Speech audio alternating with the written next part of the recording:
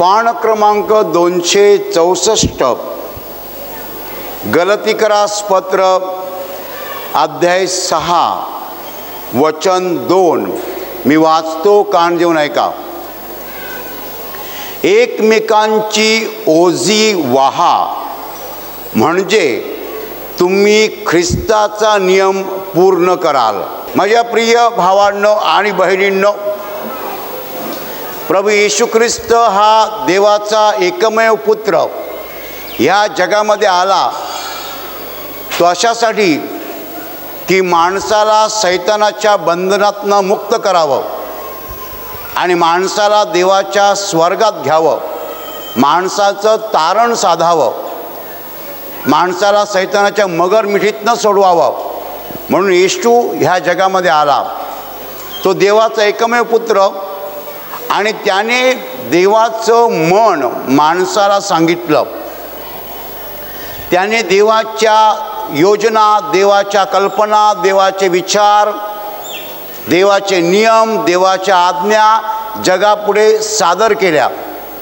गलतीकरास पत्र अध्याय 1 वचन 15 म्हणतं, तो अदृश्य देवाचे प्रतिरूप आहे. He is the image of the invisible God. माझ्या प्रिय भावांनो आणि बहिणींनो, येशूने असंही म्हटलं योहानाच्या शुभवार्तामध्ये की ज्याने मला पाहिलं आहे त्याने पित्याला पाहिलं आहे. पिता माझ्यामध्ये आहे, मी पित्यामध्ये आहे.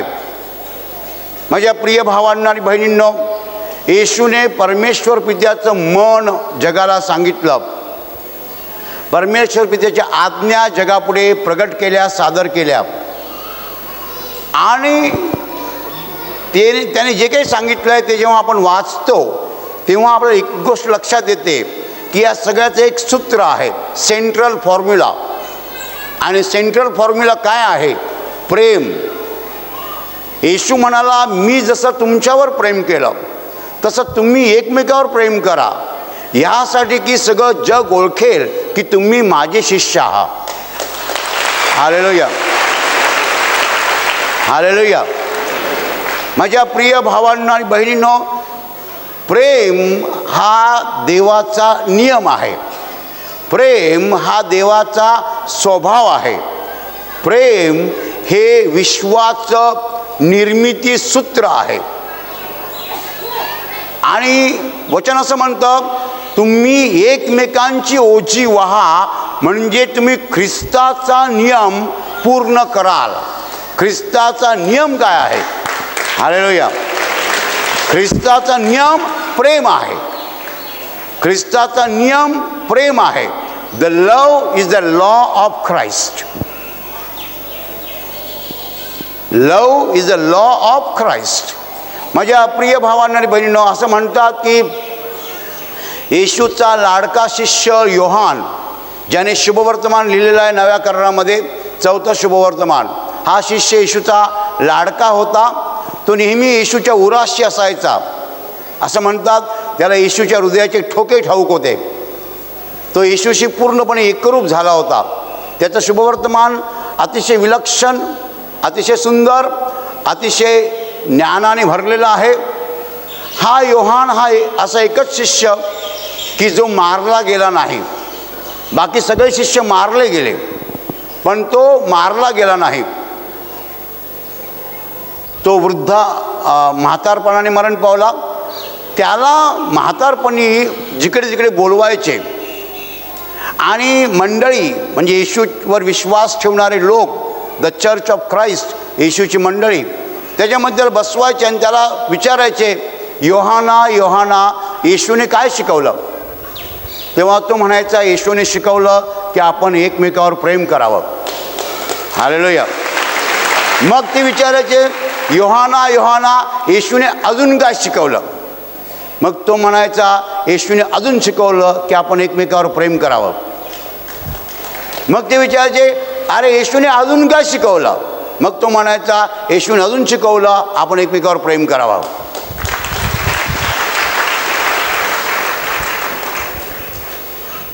ख्रिस्ताचा नियम असं म्हटलेलं आहे, ख्रिस्ताचे नियम असं नाही म्हटलं. म्हणजे येशूने जे काही सांगितलं, जे काही शिकवलं, त्याला एक मुख्य असा गाभा होता, मुख्य असं सूत्र होतं, सेंट्रल फॉर्म्युला, केंद्रीय सूत्र. कोणतं? प्रेम. माझे प्रिय भावांनो आणि बहिणींनो, माणसाचं पतन झालं म्हणजे नक्की काय झालं? माणसाचं पतन झालं म्हणजे माणसाने प्रेम सोडून दिलं. आणि प्रेमाला अगदी विरोधार्थी शब्द कोणता आहे? स्वार्थ.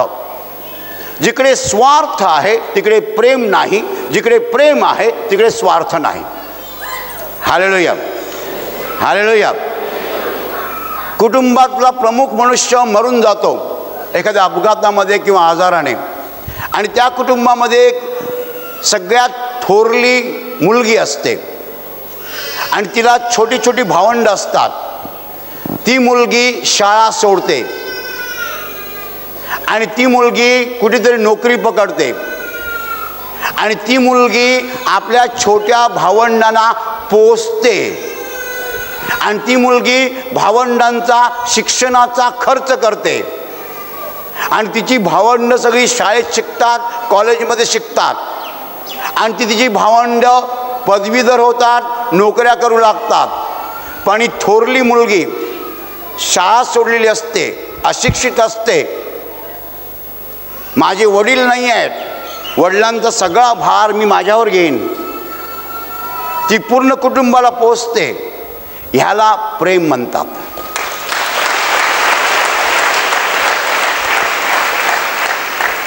तिची छोटी बहीण MA झालेली आहे, तिची अजून छोटी बहीण MCOM झालेली आहे, तिचा छोटा भाऊ MBBS आहे, डॉक्टर आहे.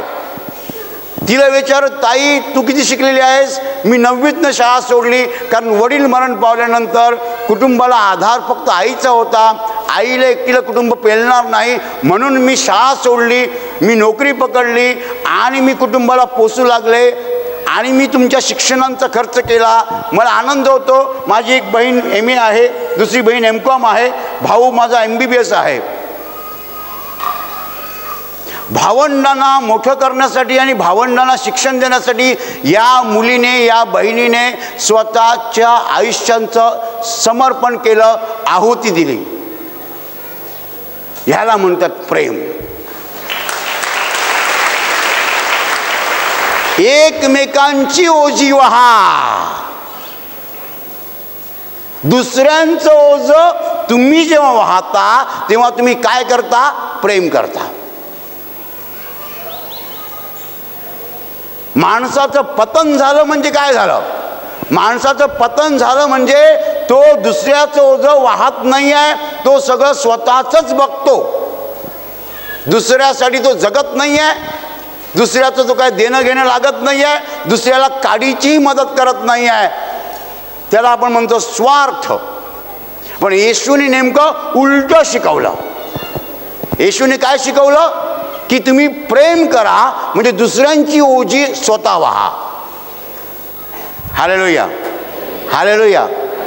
या जगामध्ये लक्षावधी शाळा असतील, लक्षावधी महाविद्यालय आहेत, विद्यापीठं आहेत आणि सगळ्या विद्यालयामध्ये सगळ्या ठिकाणी जेवढं शिकवलं जातं त्या सगळ्या शिक्षणापेक्षा भारी शिक्षण म्हणजे एकमेकावर प्रेम करा.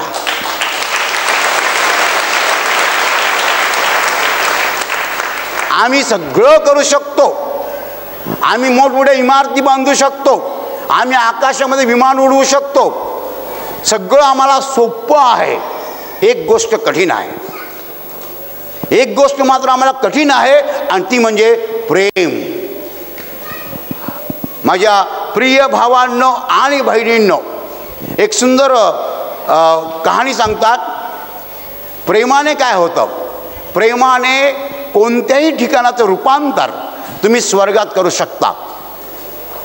तुम्हाला एखाद्या गावाचं रूपांतर जर स्वर्गात करायचं असेल तर त्या ठिकाणी एकच सिमेंट वापरलं पाहिजे.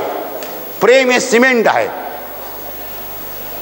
तुमच्यासमोर 15,000 विटा आहेत, त्या 15,000 विटाला जरा धक्का दिला अख्ख्या खाली येतात, बरोबर?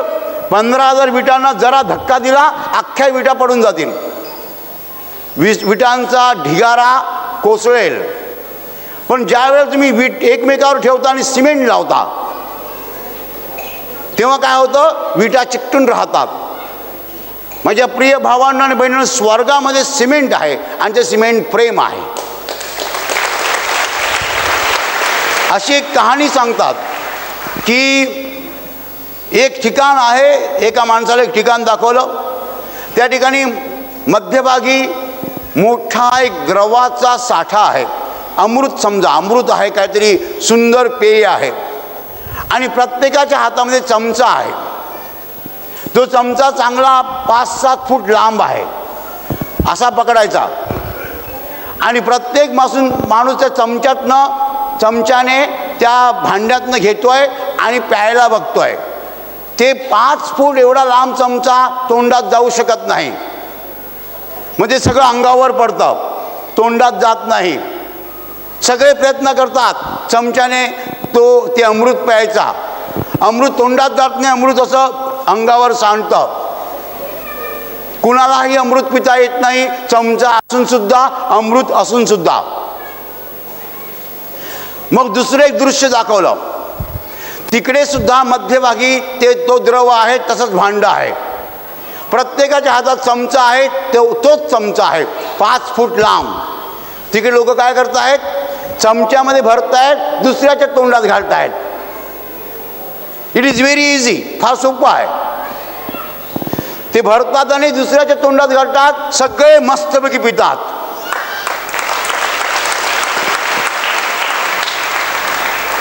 सगळे मस्तपैकी पितात, प्रत्येक जण घेऊन दुसऱ्याच्या तोंडात टाकतो. मग देवाने हे दृश्य सांगितलं, हा स्वर्ग आहे आणि हा नरक आहे. आता मला सांगा, स्वर्ग स्वर्ग का आहे, नरक नरक का आहे? देवाने काही कमी केलं? तिकडे सुद्धा अमृत आहे, तिकडे सुद्धा भांड आहे, तिकडे सुद्धा चमचा आहेत, पण तिकडच्या लोकांच्या अंगामध्ये स्वार्थ आहे आणि इकडच्या लोकांच्या अंगामध्ये परमार्थ आहे, म्हणजेच प्रेम आहे.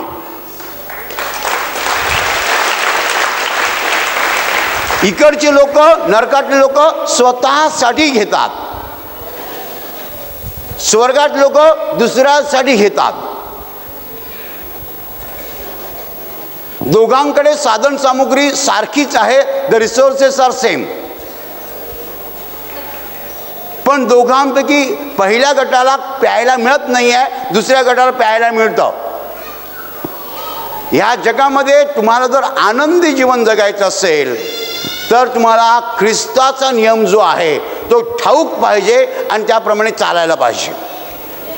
Hallelujah, hallelujah, hallelujah.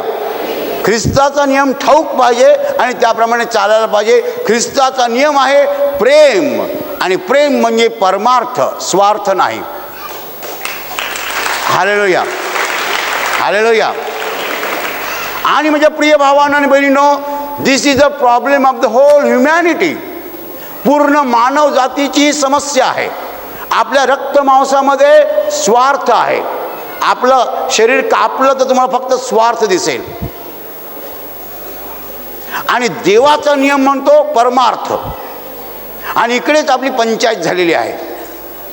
तुम्ही एका मुलाला, छोट्या मुलाला सांगितलं, हे बाबा खाऊ घे, त्याला खाऊ दिला, तो खातोय. एवढ्यात त्याचा छोटा भाऊ आला तर तो म्हणतो, नाही नाही तुला देणार, तुला नाही देणार, तुला देणार. आता आईने शिकवलं का त्याला असं? त्याला आईने शिकवलं का की छोट्या भावाला खाऊ देऊ नकोस म्हणून? वडिलांनी शिकवलं का? नाही. मग त्याला कसं कळतं की मीच खायला पाहिजे? त्याच्या रक्तामध्ये आणि मांसामध्ये स्वार्थ आहे. स्वार्थ हा आपला पतित स्वभाव आहे. आदामाने पाप केल्यानंतर आपल्यामध्ये ही वृत्ती आली, आपला स्वभाव स्वार्थी बनला. माझ्या प्रिय भावांनो आणि बहिणींनो, एकमेकांची ओझी व्हा, म्हणजे तुम्ही ख्रिस्ताचा नियम पूर्ण कराल. हालेलुया. आणि या जगातला कोणताही मनुष्य स्वभावाने दुसऱ्याचं ओझं वाहणार नाही, कारण तो आपला स्वभाव नाहीच मुळी. आपल्याला प्रवाहाविरुद्ध जावं लागेल, आपल्याला प्रवाहाविरुद्ध पोहावं लागेल. प्रवाहाबरोबर पोहणं सोपं असतं, कारण पाणीच आपल्याला वाहून नेत असतं. प्रवाहाविरुद्ध पोहण्यासाठी शरीराला जे पाहिजे ते द्यायचं नाही, शरीराला जे पाहिजे ते द्यायचं नाही. तुम्ही बसमध्ये खिडकीजवळ बसलेला आहात, बाहेरचा वारा घेत आहात, बाहेरून बघत आहात, छान चाललेलं आहे. एक नजर अशी दिली की एक म्हातारा उभा दिसतो.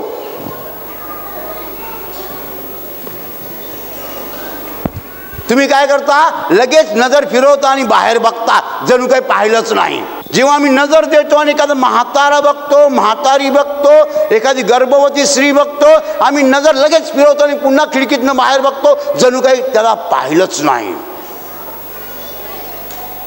हे आपल्याला कोणीही शिकवलेलं नाही आहे आणि कोणी शिकवायची गरज नाही आहे. ते आपल्या रक्त मांसात आहे. That is our fallen human nature.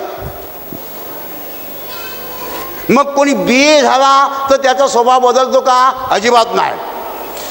MA झाला स्वभाव बदलतो का? अजिबात नाही. डॉक्टर झाला तर तो निस्वार्थी होतो का? अजिबात नाही.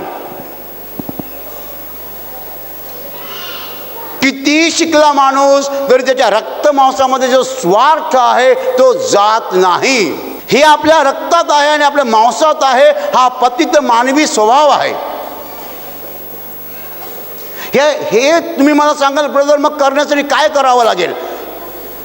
2 गोष्टी करायला पाहिजेत. एक गोष्ट केली की दुसरी गोष्ट आपाप होणार. येशूवर जो विश्वास ठेवतो त्याला येशू पवित्र आत्मा देतो, आणि ज्याच्यामध्ये पवित्र आत्मा आहे तो मात्र आपल्या शरीराला काबूत ठेवू शकतो, ताब्यात ठेवू शकतो, शरीराला कंट्रोलमध्ये ठेवू शकतो. देवाने त्याचा आत्मा आपल्याला दिलेला आहे, पवित्र आत्मा. माझ्या प्रिय भावांनो आणि बहिणींनो, आपण देवाचा नियम जाणून घेत आहोत की एकमेकांची ओझी वहा. तुम्ही माझं हे प्रवचन ऐकल्यानंतर तुम्हाला वाटेल की खरोखर मी बायकोची सेवा करायला पाहिजे, खरोखर मी नवऱ्याची सेवा करायला पाहिजे, खरोखर मी मुलांसाठी काही करायला पाहिजे, आणि खरं म्हणजे आईवडिलांसाठी काही करायला पाहिजे. वाटणार तुम्हाला. पण तुमचं वाटणं ही क्षणाची भावना असते. हा हॉल सोडला, हे प्रार्थना मंदिर सोडलं तुम्ही की लगेच पुन्हा स्वार्थ बळावणार. The selfish nature will once again overtake you. पुन्हा एकदा मग स्वार्थी बनतो. आणि मग संध्याकाळी प्रार्थना सुटल्यावर लोक जाताना काय करतात? मला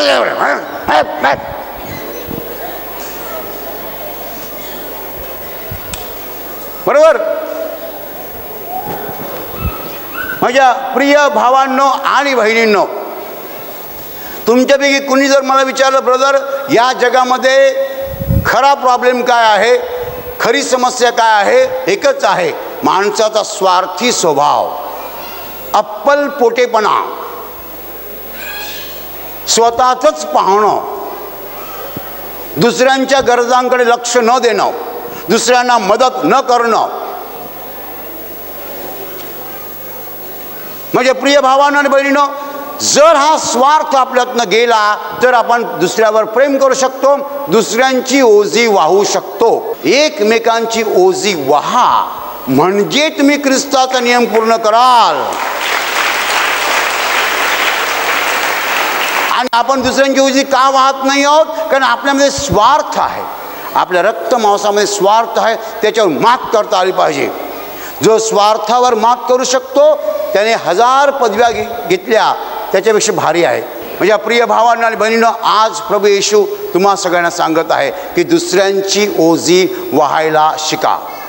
दुसऱ्यांची ओझी वहा. जेवढी मदत करता येईल दुसऱ्यांना तेवढी मदत करा. शेजाऱ्याला, शेजारणीला, बसमध्ये, गाडीमध्ये हेल्प अदर्स, लव अदर्स. दुसऱ्यांना मदत करा, दुसऱ्यांवरती प्रेम करा. देव तुम्हाला विशेष आशीर्वाद देईल. हालेलुया. आणि आता मी तुमच्यासाठी प्रार्थना करत आहे. तुमचे डोळे मिठा आणि तुमच्या शरीराच्या ज्या भागाला आजार आहे त्या भागावर हात ठेवा.